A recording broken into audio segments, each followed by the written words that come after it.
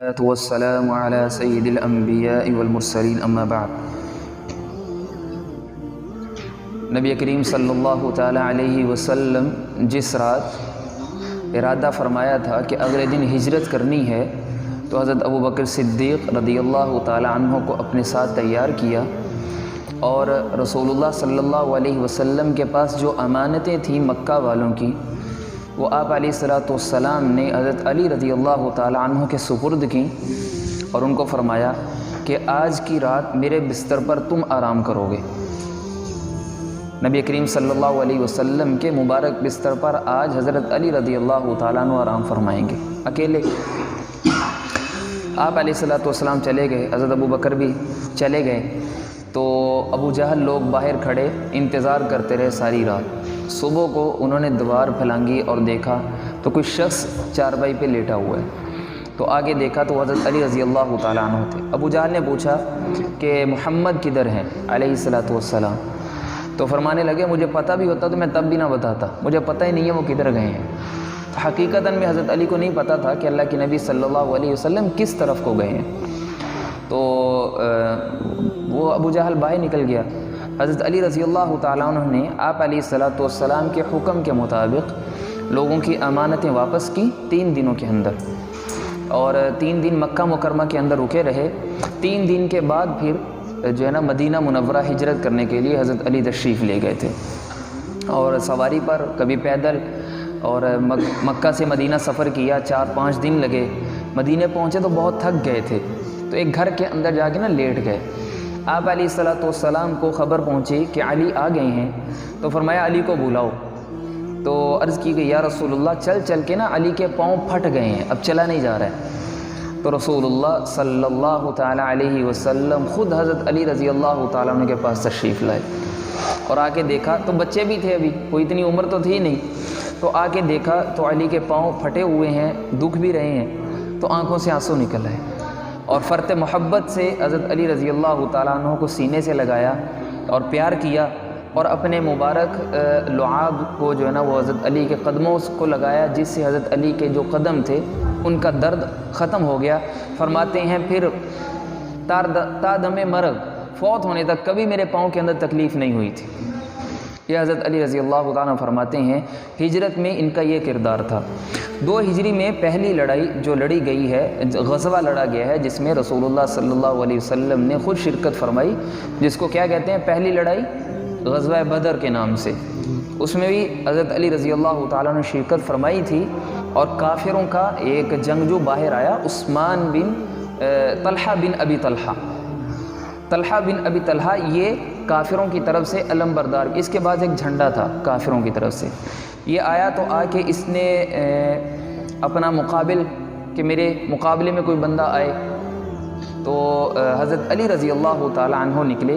یا دوسری روایت میں ہے کہ یہ احد کا واقعہ ہے، اور یہ جو ہے نا وہ بدر کے اندر حضرت علی کا مقابلہ ہوا تھا ولید کے ساتھ، اور صحیح بھی یہی ہے کہ ولید کے ساتھ حضرت علی کا مقابلہ ہوا تھا۔ وہ عتبہ اور شیبہ اور ولید یہ تینوں نکلے تھے۔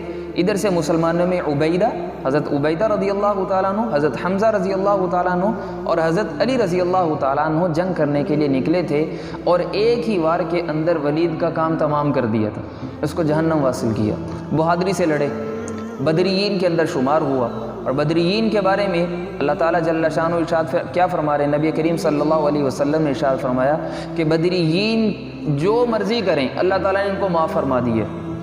مطلب اب صحابتوں کو گناہ اپنے طرف سے تو نہیں نہ کریں گے، یہ اللہ کی طرف سے ایک بشارت تھی کہ اتنی فضیلت والے لوگ ہیں کہ جو مرضی کریں آج کے بعد ان کو کوئی نقصان نہیں ہے۔ احد کا موقع آتا ہے تو احد میں تو بڑی بہادری سے لڑتے ہیں۔ احد کے اندر وہ جو طلحہ بن ابی طلحہ ہے اس کو پکڑا تھا، وہ آیا میدان میں اور آگے کہنے لگا کہ مسلمانوں، میں نے سنا ہے کہ تم کہتے ہو کہ جو آدمی تمہارا مر جاتا ہے نا تو وہ جنت میں چلا جاتا ہے، اور اگر ہمارا کوئی بندہ مرتا ہے تو وہ جہنم میں جاتا ہے، تو کوئی بندہ نکلے میں اس کو اپنی تلوار کے ذریعے سے جنت میں پہنچاؤں، یا وہ اپنی تلوار کے ذریعے سے مجھے جہنم میں پہنچائے۔ تو ایک دم سے حضرت علی رضی اللہ تعالی عنہ بجلی کی تیزی کے ساتھ اٹھے، اور اٹھ کے اس کے مقابلے میں آئے، اور اس کے ساتھ لڑائی کی اور اس کو جہنم رسید کیا، اس کو جہنم حاصل کیا۔ احد کے اندر لڑے، اور احد کے اندر جہاں پر دیگر صحابہ، بہت سارے صحابہ اکرام رضوان اللہ علیہم اجمعین بھگدڑ مچی، تو وہاں سے جو ہے نا وہ بھاگنے کی کوشش کی تھی۔ آپ علیہ الصلوۃ والسلام کی جب وفات کی خبر سنی تھی کہ اللہ کے نبی انتقال کر گئے ہیں، تو اس غم کی وجہ سے صحابہ بھاگے تھے۔ لیکن حضرت علی رضی اللہ تعالیٰ عنہ اور 14 صحابہ، میں نے پہلے بھی عرض کیا تھا کہ جو آپ علیہ الصلوۃ والسلام کے ارد گرد لڑتے رہے تھے، یہ وہاں پر موجود رہے۔ حضرت علی فرماتے ہیں کہ جب بدر کا دن تھا نا، بدر کا دن تھا، تو میں لڑائی کر رہا تھا، تو لڑائی کرتے کرتے میرا دل کیا کہ میں جا کے اپنے نبی کو دیکھوں کہ کس حالت میں ہیں۔ تو جب میں آپ علیہ الصلوۃ والسلام کے خیمے میں آیا تو رسول اللہ کے ساتھ حضرت ابوبکر صدیق رضی اللہ تعالیٰ عنہ تھے۔ تو میں نے آگے دیکھا کہ نبی کریم صلی اللہ علیہ وسلم سجدے میں ہیں اور اللہ سے دعا کیا کر رہے ہیں، یا حیو یا قیوم برحمتک استغیث، اے زندہ رہنے والی ذات، اے قائم رہنے والی ذات، آپ میری مدد فرمائیں، اللہ میری مدد فرمائیں۔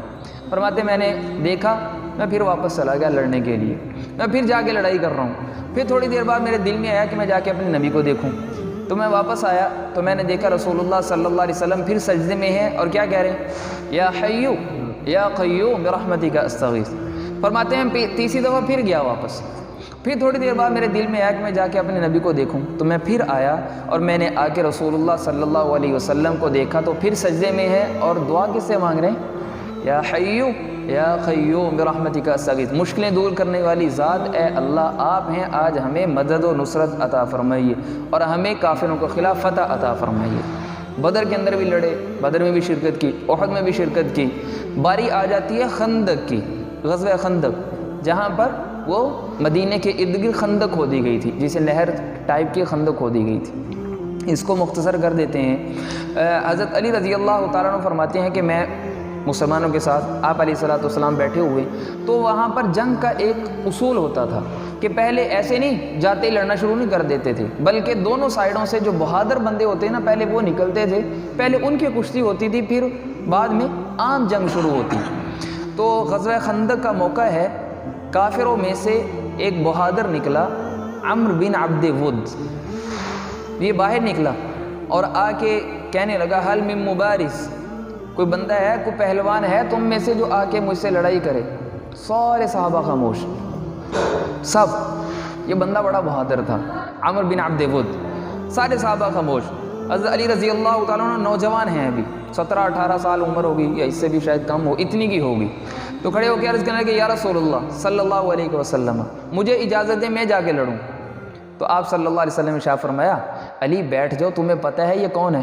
یہ عمرو بن عبد ود ہے، بیٹھ جاؤ۔ اب حضرت علی بیٹھ گئے۔ اس نے دوسری دفعہ پھر اشعار پڑھے، اشعار پڑھ کے نا مسلمانوں کو للکارا۔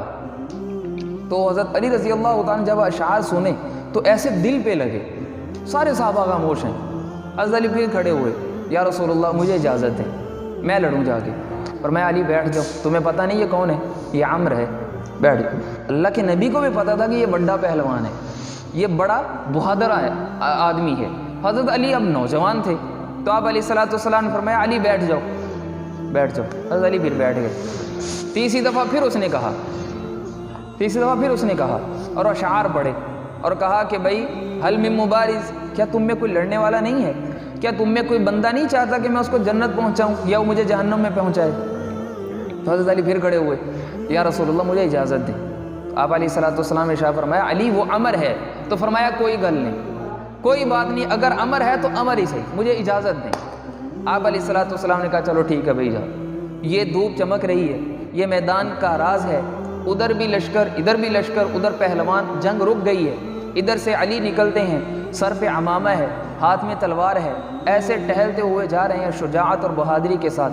جب گئے وہاں پہ تو اس نے دیکھا، اس نے جب علی کو دیکھا تو حضرت علی رضی اللہ تعالیٰ عنہ نے دیکھ کے یہ اشعار پڑھے، لا تعجلن، جلدی نہ کر، فقد اتاک مجیب صوتک غیر عاجز، بھائی جلدی نہ کر، تیرے مقابلے میں وہ بندہ آیا ہے کبھی ہار نہیں مانتا ہے، کبھی ہار نہیں مانتا ہے۔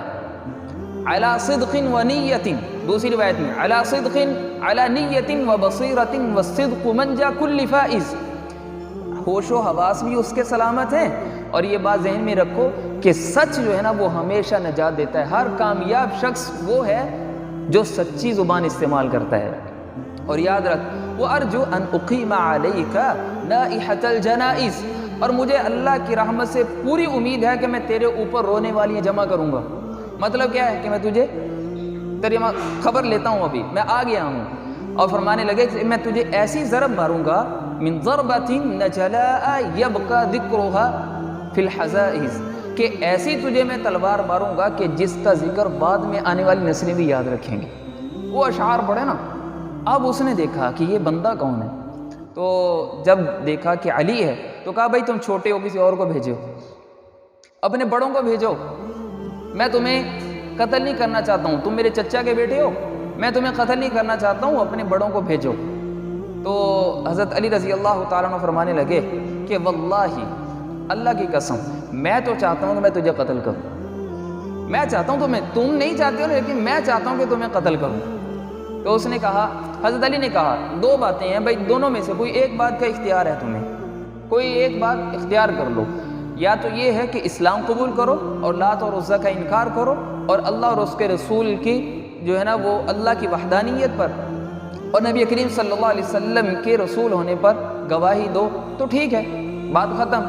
اور دوسرا یہ ہے کہ قتال کے لیے تیار ہو جاؤ، لڑائی کے لیے تیار ہو. اب حضرت علی چھوٹے اور بڑی بڑی باتیں. اب اس نے کہا یہ ہے کیا بلا، یہ اپنے آپ کو سمجھتے کیا ہیں. اب اس کو غصہ آیا اور اس نے آ کے اتنے زور سے تلوار کا وار کیا. حضرت علی کے بعد ڈھال تھی. روایات میں آتا ہے کہ وہ اس کی تلوار اتنی زور سے آئی تھی کہ وہ تلوار جو ہے نا ڈھال کے اندر گھس گئی تھی، توڑ کے نا اندر گھس گئی تھی. اور حضرت علی نے اپنے اوپر ایسے ڈھال کی تھی، تلوار ڈھال کو کاٹتے ہوئے حضرت علی کے سر کو زخمی کر دیا تھا. ایمی پہلوان نہیں تھا کہ ہم سمجھیں ایمی تھا. اب اس کی طاقت کا اندازہ کریں کہ وہ لوہے کی یا پتہ نہیں کس چیز کی ڈھال جو حضرت علی استعمال کر رہے ہیں، اس نے تلوار ماری، ڈھال کو کاٹتے ہوئے حضرت علی کے سر کو زخمی کر دیا. لیکن وار روک لیا. اب وار روکا، فوراً حضرت علی رضی اللہ تعالیٰ عنہ نے اس کی ٹانگوں پہ وار کیا، ٹانگیں کاٹ دیں اس کی. وہ نیچے گرا. جب نیچے گرا تو اس کا سطر کھل گیا. سبحان اللہ. جیسے ہی سطر کھلا حضرت علی نے چہرہ اپنا دوسری طرف پھیر لیا، چھوڑ دیا اس کو. کیوں؟ کہ بھائی علی کی آنکھیں کسی کا سطر نہیں دیکھیں گی.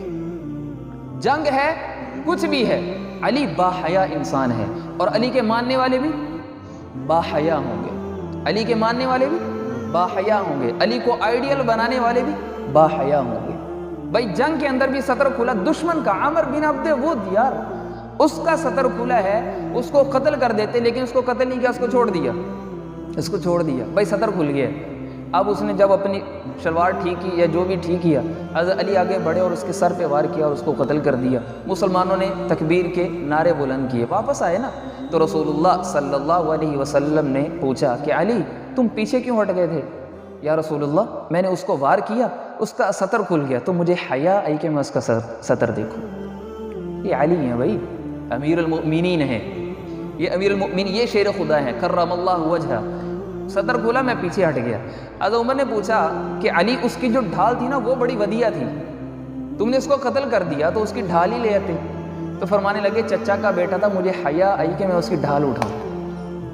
مروت تھی، حیا بھی تھی، وفا بھی تھی، شجاعت اور بہادری بھی تھی، اور رسول اللہ کا عشق بھی تھا علیہ الصلوۃ والسلام. اور حضرت علی رضی اللہ تعالیٰ عنہ، میں اللہ سے دعا کرتا ہوں، آپ بھی دعا کریں کہ اللہ تعالیٰ موت دے تو علی کی محبت میں موت دے. علی کی محبت کے بغیر موت نہ آئے. نہیں، علی کی محبت ہے تو ایمان ہے. علی کی محبت نہیں، اتنا سا بھی بغض آ گیا نا علی کے لیے، اتنی سی نفرت یا اتنا سا بھی غصہ آ گیا علی کے لیے دل میں، تو میرے نبی کیا فرما رہے ہیں؟ اللہ کے نبی صلی اللہ علیہ وسلم علی کو فرما رہے ہیں، مسلم کی روایت، مسلم شریف کی روایت، صحیح حدیث ہے. فرماتے ہیں، حضرت علی فرماتے ہیں کہ میرے خلیل، میرے حبیب نے مجھ سے عہد کیا اور مجھے بتایا کہ علی لا يحبك الا مؤمن ولا يبغضك الا منافق. علی تجھ سے محبت کرے گا تو صرف ایمان والا محبت کرے گا، اور تجھ سے بغض کون رکھے گا؟ منافق کے علاوہ تجھ سے کوئی بغض نہیں رکھ سکتا ہے. تو میں تو اللہ سے دعا کرتا ہوں اور میں اپنے رب کے دعوے پہ عرض کرتا ہوں کہ مجھے تو علی سے محبت ہے، اور میں اللہ سے دعا کرتا ہوں کہ علی کی محبت میں ہی موت آئے. کیوں علی کی محبت کا دوسرا نام کیا ہے؟ دل میں ایمان ہے، کیونکہ میرے نبی فرما رہے ہیں کہ علی کی محبت کس چیز کی نشانی ہے؟ ایمان کی نشانی ہے۔ اور دوسری روایت میں ساتھ یہ بھی فرمایا کہ انصار مدینہ سے محبت رکھو، انصار مدینہ سے محبت رکھنا یہ ایمان کی نشانی ہے۔ اللہ تعالیٰ مجھے، آپ کو، ہم سب کو، تمام صحابہ کرام کی، اور خاص طور پہ جو وہ 4 پھول ہیں جن میں 2 تو اللہ کے نبی نے اپنے ساتھ ہی سلائے ہوئے ہیں، اور وہ عثمان و علی ہیں، وہ عشرہ مبشرہ ہیں، اللہ تعالیٰ ان کی خصوصی طور پر ہمیں محبت نصیب فرمائے۔ حضرت علی رضی اللہ تعالیٰ عنہ 2 ہجری میں جس سال یہ غزوہ بدر ہوا تھا، اس سال سیدۃ النساء اہل الجنہ سیدہ طاہرہ مطہرہ زہرہ بتول فاطمہ رضی اللہ تعالی عنہا، ان سے نکاح ہوا تھا 2 ہجری کے اندر۔ جس سال غزوہ بدر ہوا تھا اس سال رمضان میں غزوہ بدر ہوا ہے، رمضان کے بعد شوال، ذی القعدہ اور ذی الحجہ، ذی الحجہ کے بعد محرم۔ صحیح روایات 2-3 روایات ہیں، ایک میں آتا ہے کہ ذی الحجہ میں نکاح ہوا ہے، ضعیف ہے۔ صحیح روایات کے مطابق یہ ہے کہ یا تو محرم میں نکاح ہوا ہے حضرت علی اور حضرت فاطمہ کا، یا یہ آتا ہے کہ ان کا نکاح سفر کے اندر ہوا تھا۔ جن 2 مہینوں میں ہم شادیاں نہیں کرتے نا، جن 2 مہینوں میں ہم شادیاں نہیں کرتے، ان مہینے کے اندر، اس مہینے میں علی و فاطمہ کا اللہ کے نبی صلی اللہ علیہ وسلم نے نکاح پڑھایا تھا۔ اور میں نے عرض کیا تھا کہ آپ علیہ الصلوۃ والسلام ان کو 2 چکیاں دی تھی، چکی وہ جو آٹا پیسنے والی ہے نا وہ، اور ایک تکیہ تھا اور ایک گدا تھا، اس گدے کے اندر جو کھجور کے چھال ہے نا وہ بھر کے دی تھی اپنی بیٹی کو۔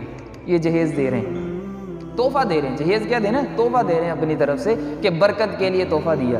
تو حضرت علی کو فرمایا کہ بھائی علی رکھنا کہاں ہے، کوئی مکان ہی کرائے پہ لے لو، کوئی کرائے پہ مکان ہی لے لو۔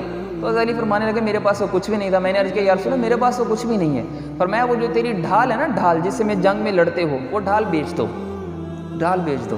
تو حضرت علی فرماتے ہیں میں نے وہ ڈھال پتہ کس کو بیچی تھی؟ کس کو بیچی تھی؟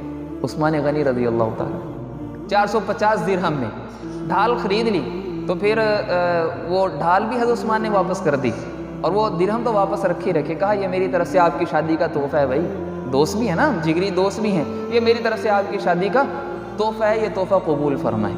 اس طریقے سے یہ سادہ سی شادی ہوئی تھی۔ اللہ تعالیٰ سے دعا ہے اللہ تعالیٰ ہمیں ان کے نقش قدم پر چل کے ایسی شادیاں کرنے کی توفیق عطا فرمائے۔